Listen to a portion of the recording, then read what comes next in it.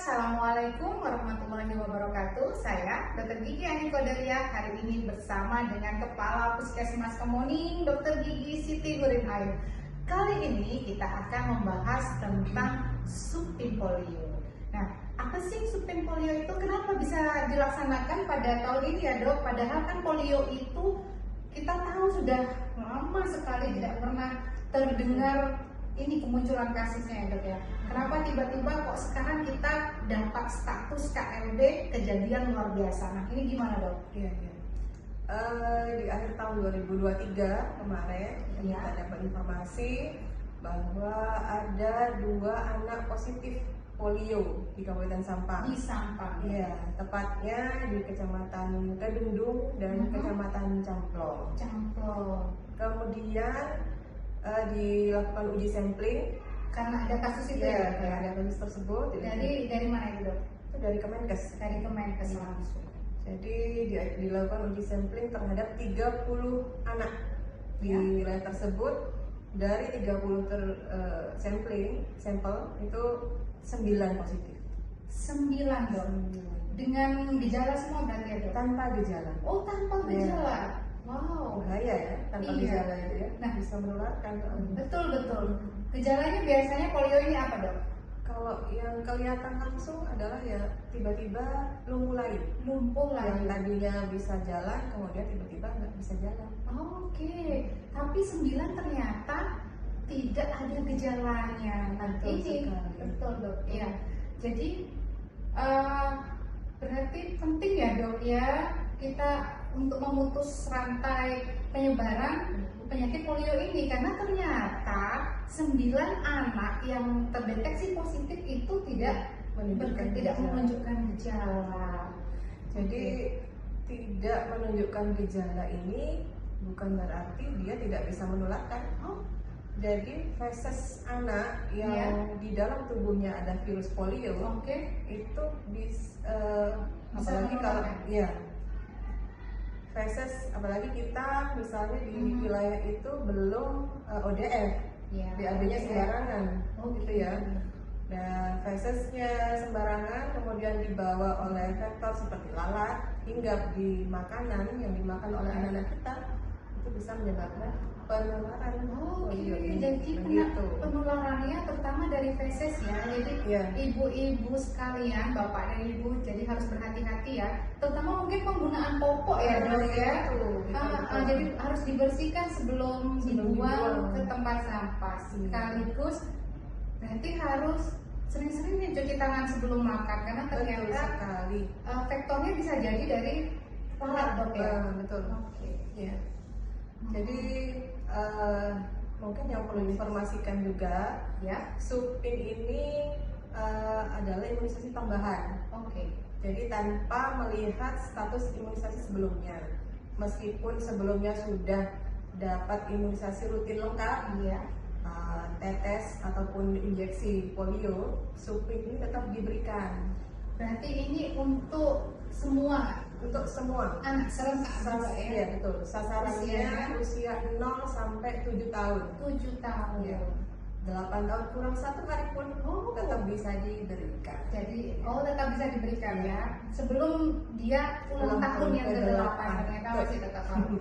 Iya. Berarti bahaya sekali nih ya, Dok. Bahaya sekali. Karena apa?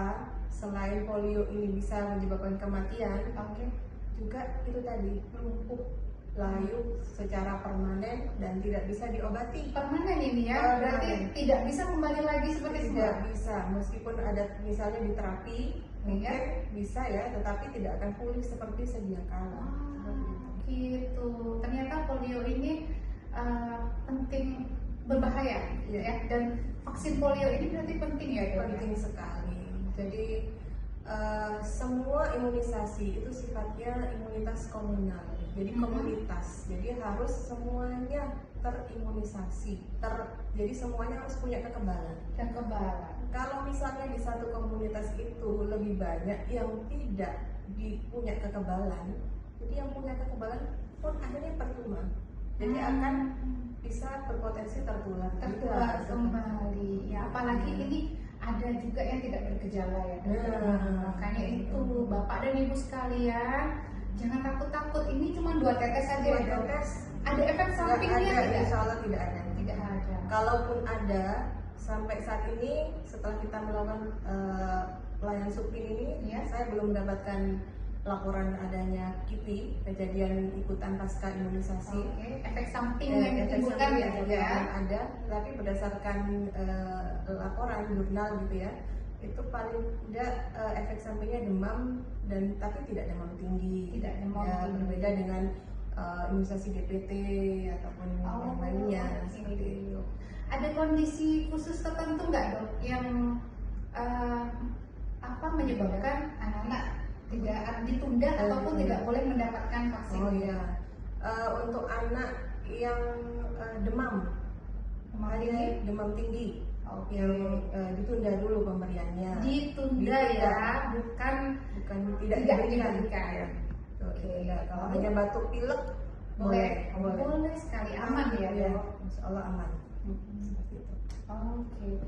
Lalu ada lagi dok, diare mungkin? Betul, diare juga. Jadi diare bagi anak mungkin ditunda dulu juga ya. Obati dulu diarenya, baru kita berikan karena penting gitu ya. Maksudnya karena bukan dilewati, karena jangan sampai terlewati ya. Meskipun anak kita sakit, nanti kalau sudah baik bisa menghubungi. Jadi dapat ini ya, tetap mendapatkan haknya untuk anak divaksin polio. Nah, ini tanggal berapa dok pelaksanaan? Untuk supin ini ada 2 putaran. Putaran pertama dimulai di tanggal 15 Januari kemarin. Kemudian kita lakukan sweeping sampai dengan tanggal 30. Kemudian nanti putaran kedua di tanggal 19 Februari 2024. 19. Oh, berarti ini diberikan 2 kali ya dok? Jadi satu anak itu diberikan 2 kali ya, untuk mendapatkan kekebalan, untuk mendapatkan kegiatan 2 kali. Dan nanti 19 Februari ya itu sekali.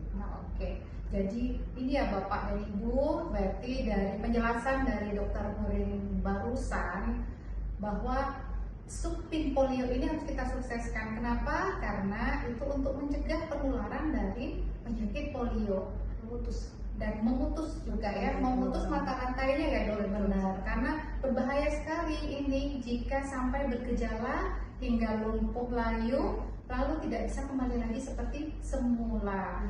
Nah, tadi juga ada tidak bisa menyebabkan kematian. Kalau kematian virus ini kena ke saraf di otot pernapasan, jadi lemah otot pernapasannya bisa menyebabkan.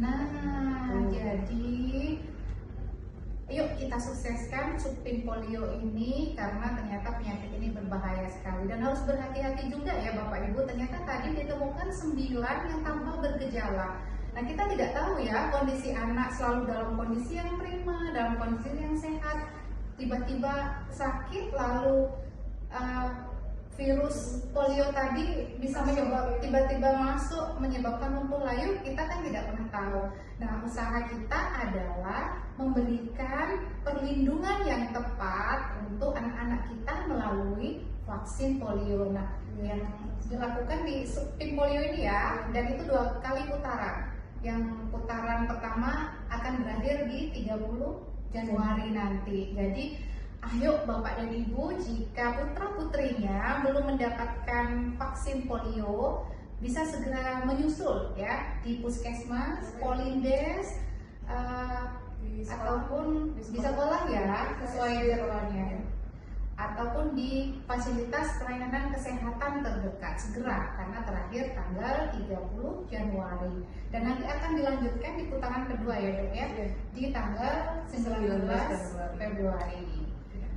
Terima kasih banyak dok, ini biar menjadi warning untuk Bapak dan Ibu untuk segera membawa putra-putrinya ke puskesmas. Ayo Bapak dan Ibu segera bawa putra-putrinya ke fasilitas kesehatan yang terdekat untuk mendapatkan vaksin polio. Mungkin perlu disampaikan juga bahwa memberikan imunisasi ini adalah hak anak untuk sehat dan hak anak-anak yang lain juga, teman-teman anak-anak kita di sekitarnya ya. Oke. Demikian bincang singkat kita dengan Kepala Puskesmas Kemuning, Dr. Gigi Siti Hurin-Ain. Semoga memberikan informasi yang bermanfaat, dan ayo segera bawa putra putri Bapak Ibu ke fasilitas kesehatan terdekat untuk mendapatkan vaksin polio. Mari kita sukseskan Subpin Polio 2024. Demikian dari kami. Wassalamualaikum warahmatullahi wabarakatuh.